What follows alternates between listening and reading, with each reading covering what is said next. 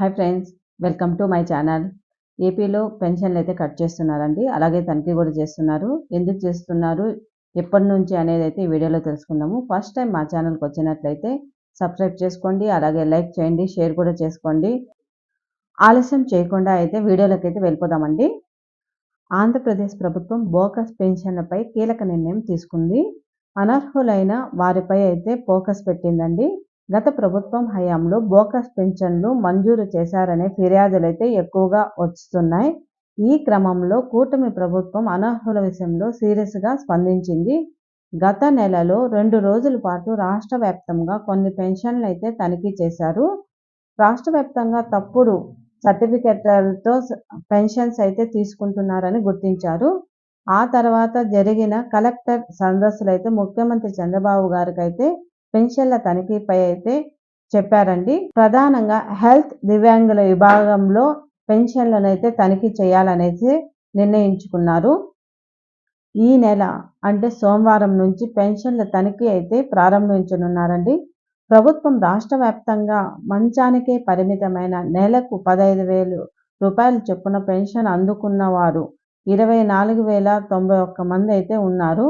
అలాగే దివ్యాంగుల కేటగిరీలో నెలకు 6,000 పెన్షన్ తీసుకునే వాళ్ళు రాష్ట్ర వ్యాప్తంగా 8.18 లక్షల మంది అయితే ఉన్నారు.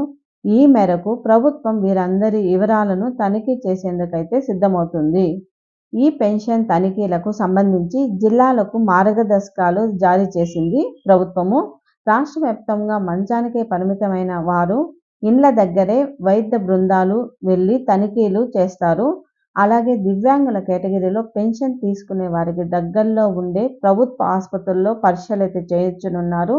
పెన్షన్ లబ్ధిదారులు ఏ రోజు రావాలో ముందుగానే వారికి తెలియజేస్తున్నారు. అంతేకాదు రోజుకు కనీసం 25 మంది చొప్పున ఒక్కో వైద్య బృందం అయితే తనిఖీ చేయనున్నారు. ఒక్కవేళ పెన్షన్దారులు ఈ పరీక్షలకు హాజరు కాకపోయినా, వైద్య బృందం ఇంటికి వెళ్లే సమయంలో అందుబాటులో లేకపోయినా వారి పెన్షన్లు అయితే ప్రభుత్వం హోల్డ్ ఉంచడం అయితే జరుగుతుంది. రాష్ట్ర వ్యాప్తంగా తనిఖీలు పూర్తయిన తర్వాత కూడా వారిలో మళ్ళీ 5% లబ్ధిదారుల వివరాలను ర్యాండమ్గా పరిశీలిస్తారు. దీనికోసం ఆయా జిల్లాల కలెక్టర్లు మరో వైద్య బృందాన్ని అయితే నియమించనున్నారు. ఈ మేరకు ఒకవేళ ర్యాండమ్ తనిఖీలలో అనర్హులకు ఇంకా పింఛన్లు కేటాయించినట్లు తేలితే దీనికి బాధ్యులైన వైద్యాధికారులపై చర్యలు తీసుకుంటుందని ప్రభుత్వం అయితే తెలియజేసింది. అనర్హుల పింఛన్లు ఏరివేస్తేనే అర్హత ఉన్న ప్రతి ఒక్కరికి పింఛన్ అందజేస్తామని ప్రభుత్వం తెలియజేస్తుంది. మరోవైపు ముఖ్యమంత్రి చంద్రబాబు కలెక్టర్ల సదస్సులో కీలక నిర్ణయం అయితే తీసుకున్నారు. తల్లిదండ్రులను కోల్పోయిన పిల్లలకు కూడా పెన్షన్ మంజూరు చేయాలనేది ఆదేశించారు. ఈ మేరకు కలెక్టర్లు, అధికారులు వారి వివరాలను సేకరించే పనిలో ఉన్నారు. పింఛన్లు తీసుకునే ఈ తనిఖీలకు సహకరించాలని ప్రభుత్వం కోరుతుంది. ఎవరు ఏ తప్పు చేయొద్దని కూడా సూచిస్తున్నారండి. ఈ నెల అంటే జనవరి 6వ తేదీ నుంచి అయితే ఇండ్ల దగ్గరికి అయితే వచ్చి తనిఖీ చేస్తున్నారండి.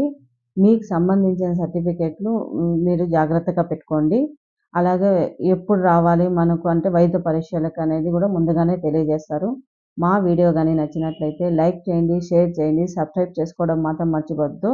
మరిన్ని అప్డేట్స్ కోసం మా ఛానల్ అయితే సబ్స్క్రైబ్ చేసుకోండి. Thank you for watching.